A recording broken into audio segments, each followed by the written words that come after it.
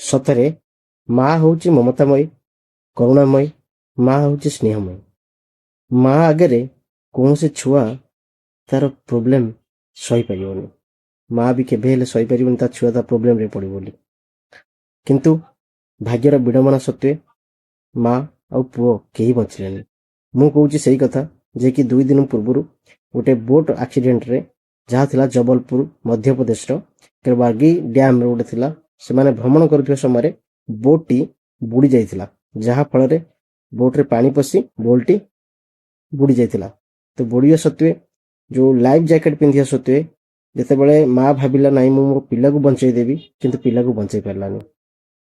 Life jacket ସହ ପିଲାକୁ ଜାବୁଡ଼ିକି ଧରିଲା। ତେଣୁ ମା ସହିତ ସେ 4 ବର୍ଷର ପୁଅ ମଧ୍ୟ ଉପରକୁ ଚାଲିଗଲା। ହେ ଭଗବାନ, ଏ ଛୋଟ ଛୁଆଟିର କମ୍ ହୋଇଥିଲା। ତେଣୁ ସେତିକି କହନ୍ତି ମା ପଣତ ତଳେ ଆକାଶର ଛାତ। ତେଣୁ ପିଲାମାନଙ୍କର ଦୁଃଖ କଷ୍ଟ କେବେ ହେଲେ ମା ସହି ନପାରେ। ତେଣୁ ଏ ବହୁତ ଦୁଃଖଦ ଘଟଣା, ଭାବିଲେ ଆଖିରେ ଲୁହ ଝରି ଆସେ। ତ ଏଭଳିଆ ଦୁଃଖଦ ଘଟଣା ଆଉ କାହା ଜୀବନରେ ନ ଆସୁ। ଭଗବାନ ଡାକୁଛି ତାଙ୍କ ପରିବାରକୁ ସାହସ ଦିଅନ୍ତୁ ଆଉ ଶାନ୍ତି ବି ଦିଅନ୍ତୁ। ଆଉ ହଁ, ଆଉ ଗୋଟେ କଥା କହୁଛି, ଯୋଉଠି ବଞ୍ଚିବାର ଚାନ୍ସ ଥାଏ ଆପଣ ସେଇ ଜାଗାକୁ ବୁଲିବାକୁ ଯାଆନ୍ତୁ, ଯୋଉଠି ଚାନ୍ସ ନଥାଏ ଆପଣ ସେ ଜାଗାକୁ ଯାଆନ୍ତୁନି। ନା ଆପଣମାନେ କଣ କହୁଛନ୍ତି? ମତାମତ ନିଶ୍ଚିତ ଦିଅନ୍ତୁ। ଜୟ ଜଗନ୍ନାଥ।